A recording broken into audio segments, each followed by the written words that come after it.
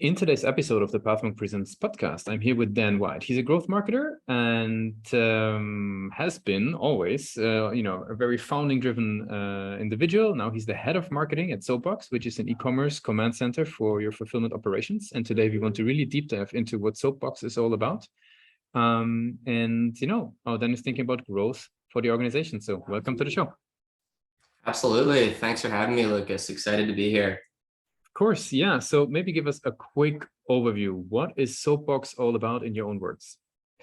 Yeah, I think the simplest way to describe Soapbox is in two words. We're about simplifying fulfillment.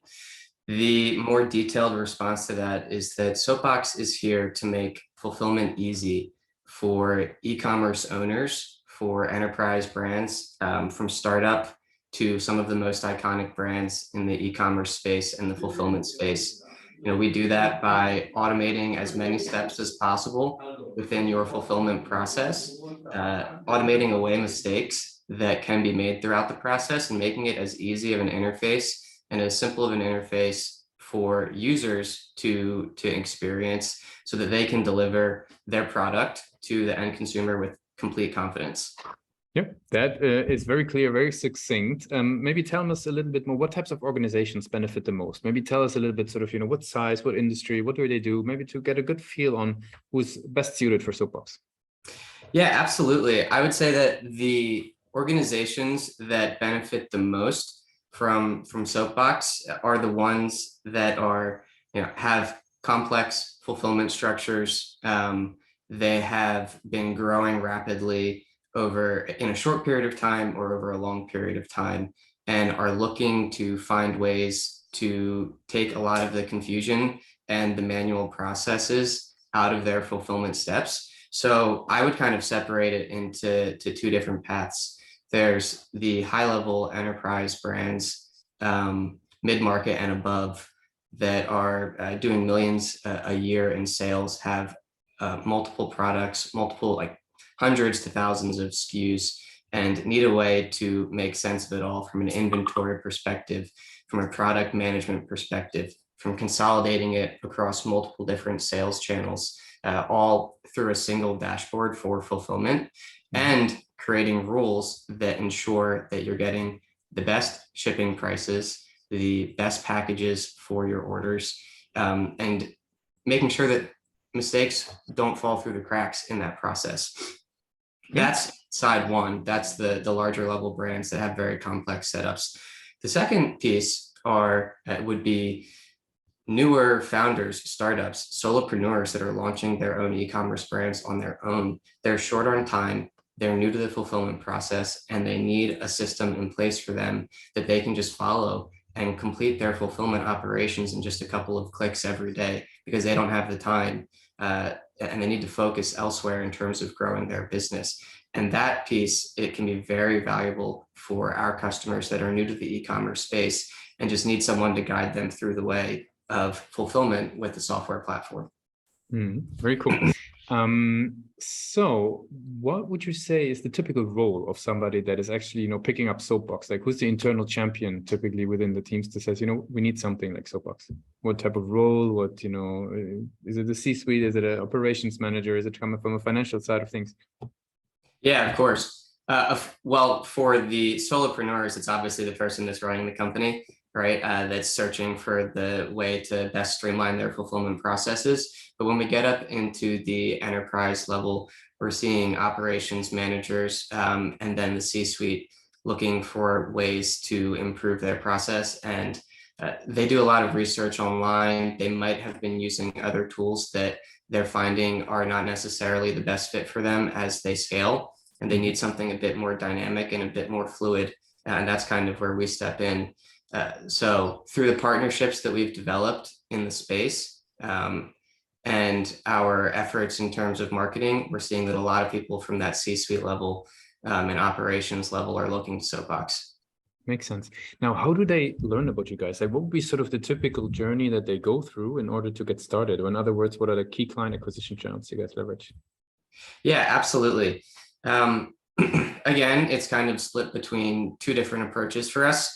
We've really been investing into content marketing recently. We really want to make sure that we are providing as much information as possible to buyers in the fulfillment software space so that they can make an educated decision, so that when they're looking for different solutions online, across Google, on YouTube, anywhere that content lives, that we have some information that they can use to look through. The second approach that's really been powerful for us is identifying our ICP and reaching out to them via email, via LinkedIn, anywhere that we know that they're going to live, from an outbound perspective, to get the messaging in front of them and have an educated conversation to see if our solution is right for them. Makes sense. Now, what role do you think the website plays in the journey? How do you think about the website? What job does it take, essentially? Yeah, absolutely. The website is kind of like a honeypot for collecting, excuse me, the website is kind of like a honeypot for collecting information, and showcasing the exact solution that Soapbox provides and the problems that we solve. So within our website, we have content marketing, blog articles that talk through the typical fulfillment process from a software perspective, and the different elements that you should be paying attention to make sure that your process is as streamlined and efficient as possible. That knowledge center is super important, very important for people to be able to have somewhere that they can read through information and make a decision on their own and cross-reference that with other information that they see in the space. The other element is our website features success stories from companies that we've worked with and brands that we work with and have helped them scale or have helped them improve their processes as they are scaling. And that kind of gives the assurance to people coming to our website, seeing that others have done it and we can replicate that for them and have a system that's been built out, specifically designed to streamline fulfillment throughout that entire process, regardless of whether you're starting or scaling. And then the last piece of it is obviously nurturing them through the buyer journey and bring them to the point of taking a step of action to either get in touch with Soapbox or download the software platform and sign up for the web app. And I think that that's kind of the final piece, the most important piece as well for us in being able to get in touch with them and have that human face-to-face conversation once we have their information. Makes sense. Now, you mentioned the website there. What do you consider sort of a strength of the website at the moment versus where do you even see room for further improvement? Because we got a lot of marketers on the show right there seeing it as a never-ending process to keep on improving the page. How do you think about that? Yeah, I think the strength right now is that as Soapbox is growing, we do a really nice job of defining the high-level buyer journey, and the type of steps that they might go through to consider working with the software, to take the step of signing up for a free account, for giving us their information so that we can have a communication with them, have a conversation with them. So we have that mapped out from a very high level perspective. I think where I see the opportunity for us to improve and what we're expanding into is creating separate buyer journeys throughout our website, depending on the demographic that comes to our website, because one type of narrative is going to resonate more with a smaller startup brand versus another narrative that's going to resonate with the C-suite executives at enterprise level brands that have a completely different type of operation. And so what we are looking to do is establish multifaceted buyer journeys and be able to dive into more where they are falling off in the buyer journey so that we can either create content that speaks to that point for them, and pushes them further along, or revitalize and refresh the content and the buyer journey process itself. Very cool. Nice. Yeah, let's sort of switch gears a little bit and talk a little bit about yourself as a marketer. What I'm curious about is, right, sort of, a typical day in your life as a marketer at Soapbox. What are the sort of the types of projects you work on? I'm sure there's a lot of different things. Like what's sort of, on your daily table? Maybe share with other marketers a little bit what's going on at Soapbox. Yeah, absolutely. That's one of the things that I've been continually looking to refine and make sure that the framework throughout our day within the marketing team at Soapbox is something that's replicable, but also gives time for the creativity, the creative space that is a necessity, and the research that's a necessity for us as marketers to make sure that our narrative and the messaging that we have aligns with our consumers. But at this point in time, my day is kind of split up into 3 different sections. The first is, in the morning, taking tabs of all of our KPIs from the day before, the week before, and analyzing and seeing what's working well, what's not working great, and what we can improve upon. And that's kind of the initial start to the day, so that we have that foundation of things and conversations that I can have with the rest of the team within Soapbox to make sure that the content that we produce going forward, or any content that we're editing looking back that lives on our site, is better aligned with growing the KPIs that we want to grow. The second piece is actually producing the content creation, working with our team to identify new content that we want to work on, and isolating time to go through the website and take a fresh look at the copywriting, making sure that everything is up to date with how Soapbox as a company grows and the way that we want to represent ourselves and how we do represent ourselves comprehensively from many different vantage points. And also doing that same type of approach from the copywriting and the strategy for our outbound sequences, for our email marketing sequences, and any type of communication. I like to do that from around 10 to 2 and try to block off time that we can really focus on being dedicated to that without any distractions.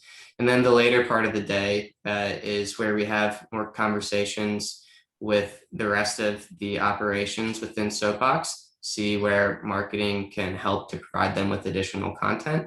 And also outside of Soapbox, we have conversations with our partners, with customers, with potential customers, and listen in on those to make sure that the marketing team that's tasked with ensuring that our messaging is aligned is hearing and understanding from our partners and from our customers what problems they're having, what they want solved, how they view Soapbox, so that we can always constantly tweak things.